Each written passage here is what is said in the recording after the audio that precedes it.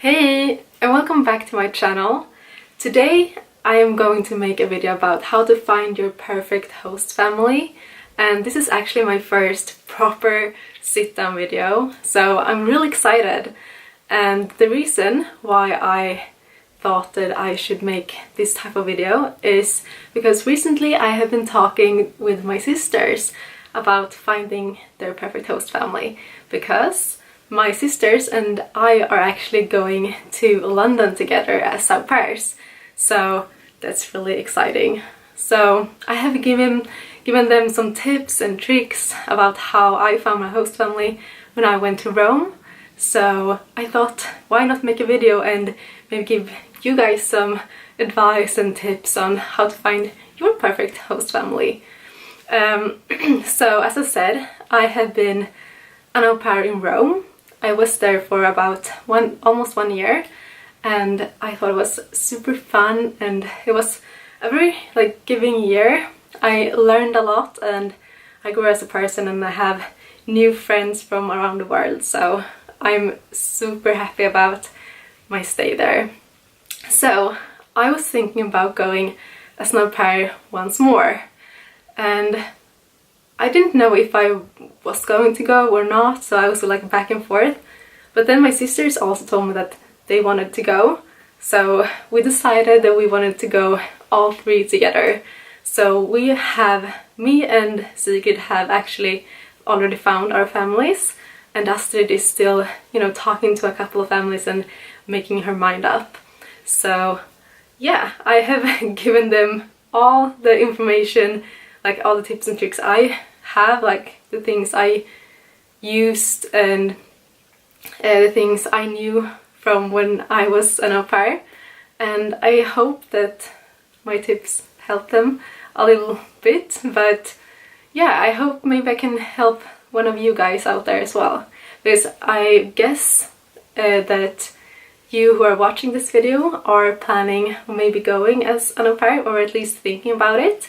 And that's great. I mean, I thought it was a great experience, so I really recommend taking the step and actually go, because it's a very good experience to have. So first of all, you need to find a platform where you can find your host family. I know that people use Facebook, or I know also people use agencies, but I didn't use any of those. I used a website called Au Pair World, and I thought it was really good because it was really user-friendly, and you can, match up with a lot of families at the same time. You can, reach out to them and they can reach out to you, and you can talk to 10, 30, 50 different families at the same time if you like. So I was using Au Pair World, and I told my sisters that when you're making the profile, you have to have some information about yourself. So for me, when I was searching for families, if the family only had 3 sentences about themselves and no picture, it was a big red flag for me, because I felt like it was kind of not serious, it was kind of sketchy. So I would recommend you to have at least 1 photo of yourself. I think I had 7 or 10 photos. I don't know, I had a lot of pictures from Rome that I use now when I was searching for the family in London. So a lot of pictures with my sisters and with friends. And then I wrote about myself, why I want to become an au pair, and also a bit about myself, what kind of jobs I had before. So I've been working at the school for 2.5 years, so I have a couple of, different, a lot of childcare experience. So that's definitely a plus, that you maybe have worked at a school before, or you have been an au pair before, or if you have been a babysitter or something. That's not a must. Some families don't really need you to have any child care experience. I mean, my sisters, yes, they have been working at a school now for a couple of months, but it's not necessary that you have a lot of childcare experience. Just the fact that you actually like hanging out with the kids and you seem mature and responsible, that's the most like important part.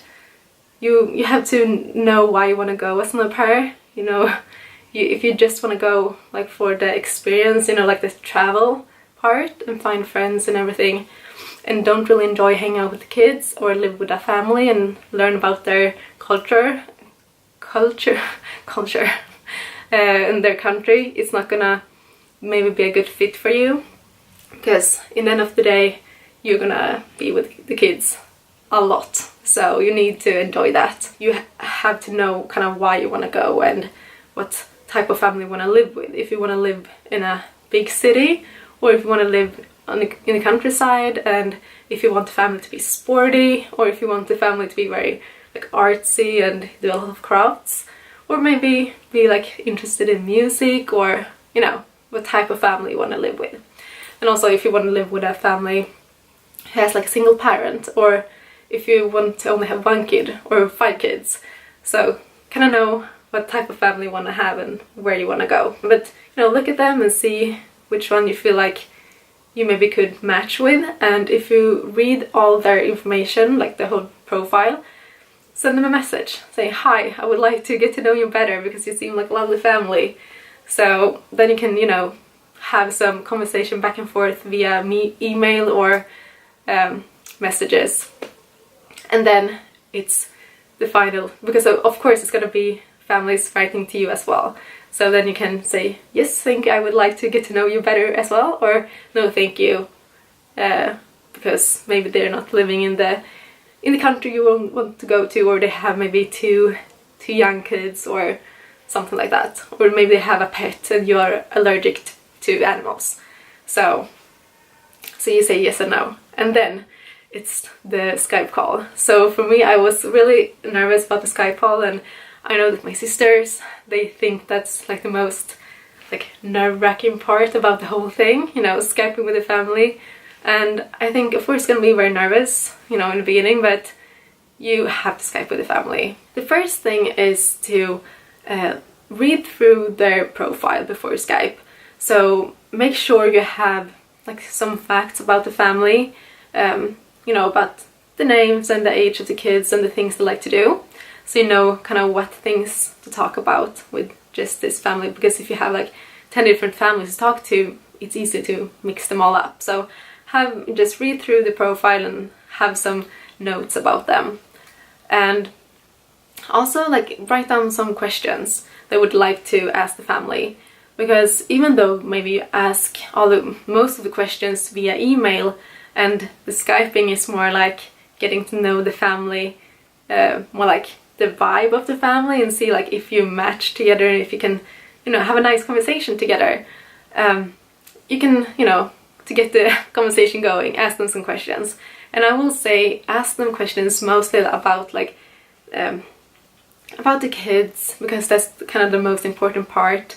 And also like, what did an au pair, you know, how did her or his like daily schedule look like a typical day for the au pair, so you know kind of what to expect. And of course the family's gonna ask you, why do you want to become an au pair? And I think you should ask them too, like, why do they want to host an au pair? Because to be honest, there is some families out there who see it as a cheap labor. So beware to, you know, some families, it shouldn't be that way, but unfortunately it is. That some families just see like an au pair as a cheap labor, and they want, you know, to have someone just like working for them. But it should be more like you are a big sister or a big brother, and you know, part of the family. So make sure to ask them questions as well, because it's not only them who are choosing you, but you are also choosing them, because you're gonna spend, I don't know, like half a year or a full year or more with them. So you have to feel like they are a nice family and they want you for the right reason. So have some questions ready. I can actually put some questions down in the description bar if you feel like, I don't know what questions to ask them, but so just look at the description bar and I will put them all there. So you have some, you don't have to ask them all of them, but you know, pick and choose your favorites and what's, you know, fits for just that call. Both the family I'd chosen when I went to Rome and also the family I've chosen now to go to London, both of those families we were laughing, making jokes, and we really had like a good time talking to each other. So I really felt like, okay, this family I feel comfortable with and I could spend a whole year together with them and we're gonna have lots of fun. So you need to kind of feel like a good feeling in your stomach and feel like, okay, this feels great. Because some families I've seen, they have great profiles, like the pictures are so cute and the kids seem lovely and the parents seem really nice and they have like a very, a lot of information on their page and everything looks perfect. But then when you Skype with the family, it's kind of like, oh, I don't really like them, or like I don't feel like, oh, this is exciting and I feel like I can live with them for a year and have fun. It feels like a bit more stiff maybe. So that's what I felt when I was Skyping with a couple of families. The second thing is to be yourself, because I know it can be really hard when you're nervous and everything, but since you're gonna live with them and they're gonna see who you actually are, don't try to act like someone else, or like don't try to answer their questions how you think they would like to hear them, because it's going to be hard for you. If you don't agree with something, it's going to be hard for you, to live with that the rest of the year and keep up with that. It's better to be honest. Like, if you don't like something, just say it, because either way they're going to be happy because you were honest and feel like, okay, we're not a good match, you can find a better family. Or they're going to be like, okay, I like that you're honest about this, maybe we can change it. And you shouldn't have to settle for a family just because you feel like, oh, I need to have this family because maybe I'm not gonna find a better one.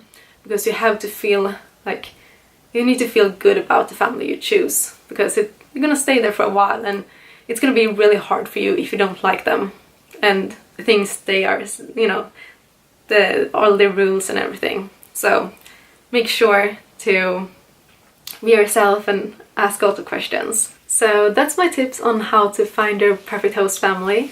If you have any more questions or video ideas, let me know, because I would be more than happy to answer all of your questions and make some more videos about being an au pair. And I wish you good luck in finding your perfect host family and a great experience as an au pair.